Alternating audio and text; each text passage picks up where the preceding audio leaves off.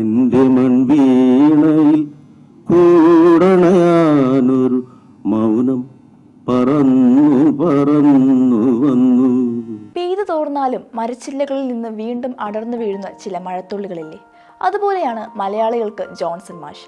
കാലം എത്ര കഴിഞ്ഞാലും നമ്മുടെ ഹൃദയത്തിൻ്റെ ഏതോ കോണിൽ നിന്ന് വീണ്ടും വീണ്ടും അടർന്നു വീഴുന്ന ഓർമ്മകളുടെ സംഗീതം. മൗനത്തെ പോലും സംഗീതം കൊണ്ട് വികാരഭരിതമാക്കിയ ആ നാദവിസ്മയം ഓർമ്മയായിട്ട് ഇന്നേക്ക് 15 ആണ്ട്.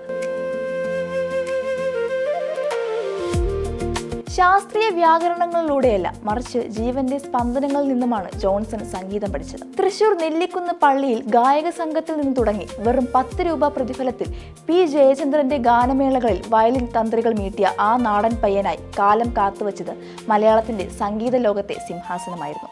സാക്ഷാൽ ദേവരാജൻ മാസ്റ്റർ എന്ന മഹാവൃക്ഷത്തിന്റെ തണലിലാണ് ജോൺസണിലെ പ്രതിഭ തളർത്തതും പൂവിട്ടതും. മലയാള സിനിമാ സംഗീതത്തിൽ ദേവരാജൻ മാസ്റ്റർ എന്ന ഇതിഹാസം തേജസ്സുറ്റ പകൽ സൂര്യനെ പോലെ ജ്വലിച്ചു നിന്നപ്പോൾ ജോൺസൺ മാഷ് ആത്മാവിനെ തലോടുന്ന നേർത്ത കുളിർനിലാവായാണ് നമ്മിലേക്ക് പെയ്തിറങ്ങിയത്. സാക്ഷാൽ ഇളയരാജ ദേവരാജൻ മാസ്റ്റർക്കൊപ്പം വാദ്യോപകരണങ്ങൾ വായിച്ച അതേ കളരിയിൽ നിന്നാണ് ജോൺസൺ മാഷും പ്രൊഫഷണലായി ഗിത്താർ മീട്ടി തുടങ്ങിയത്. അവിടുന്ന് തുടങ്ങിയ ജൈത്രയാത്ര ജോൺസൺ മാസ്റ്ററെ കൊണ്ടെത്തിച്ചത് മലയാള സിനിമാ സംഗീത മേഖലയുടെ തലപ്പത്തേക്കാണ്. സിനിമയിൽ സംഭാഷണങ്ങൾ അവസാനിക്കുന്നിടത്ത്, മൗനം വാചാലമാകുന്നിടത്ത് ജോൺസൺ മാഷിന്റെ സംഗീതം സംസാരിച്ചു തുടങ്ങി. പത്മരാജനും ഭരതനും സത്യനന്ദിക്കാടും തങ്ങളുടെ സിനിമകളുടെ ആത്മാവ് അദ്ദേഹത്തെ ഏൽപ്പിച്ചു. കാറ്റത്തെ കിളിക്കൂടിലെ ഗോപികയെ നിൻവിരലും പാളങ്ങളിലെ ഏതോ ജന്മകൽപ്പനയും പിറന്നത് അങ്ങനെയാണ്. ചായക്കൂട്ടുകൾ കൊണ്ട് ചിത്രകാരൻ വിസ്മയം തീർക്കുന്നത് പോലെ സ്വരങ്ങൾ കൊണ്ട് ജോൺസൺ മാഷ് സിനിമയുടെ പശ്ചാത്തലത്തിൽ വികാരങ്ങളുടെ ജീവൻ തുടിക്കുന്ന ചിത്രങ്ങൾ എഴുതി. മലയാള സിനിമാ ചരിത്രത്തിൽ പശ്ചാത്തല സംഗീതത്തിന്റെ മുടിചൂടാ മന്നനായി അദ്ദേഹം മാറിയത് അങ്ങനെയാണ്.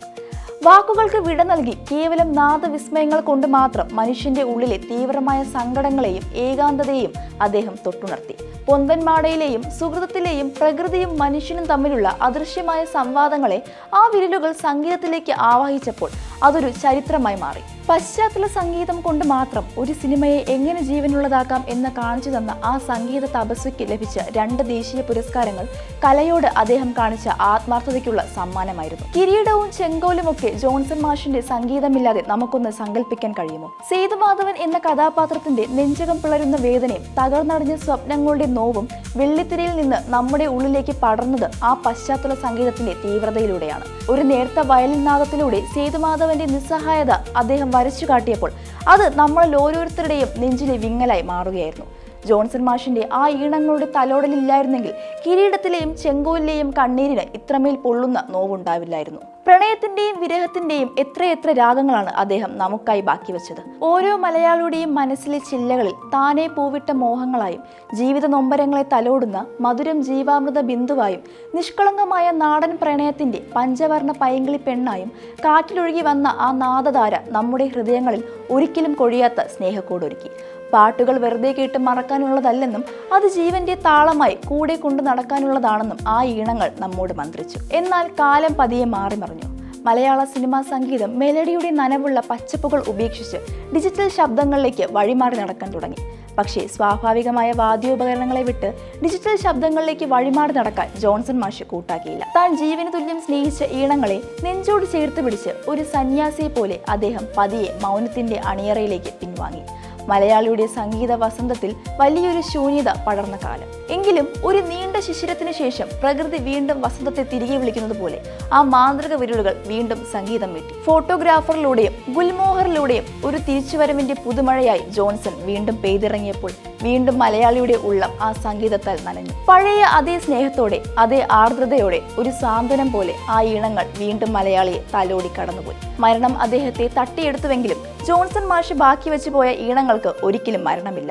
ഒറ്റയ്ക്കായി പോകുന്ന രാത്രികളിലും ദൂരയാത്രകളിലും ജനലഴിയിലൂടെ മഴ നോക്കിയിരിക്കുമ്പോഴും ഒരു സാന്ത്വനമായി ആ സംഗീതം ഇന്നും നമ്മെ പൊതിഞ്ഞു നിൽക്കുന്നു.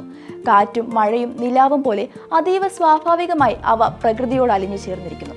എത്ര വസന്തങ്ങൾ കൊഴിഞ്ഞു പോയാലും ഈ ഭൂമിയിൽ പുതുമഴ പെയ്യുന്ന കാലത്തോളം, പ്രണയവും വിരഹവും മനുഷ്യന്റെ നെഞ്ചിൽ വിങ്ങലായി ബാക്കിയാകുന്ന കാലത്തോളം ആ മഴയോർമ്മകളിൽ ഒരു കട്ടൻ ചായയുടെ ഇളം ചൂടുമായി ജോൺസൺ മാഷ് നമുക്കിടയിൽ ജീവിക്കും. തലമുറകളിൽ നിന്ന് തലമുറകളിലേക്ക് കൈമാറപ്പെടുന്ന മരിക്കാത്ത ഓർമ്മകളായി, ഒരിക്കലും മായാത്ത ഈണങ്ങളായി.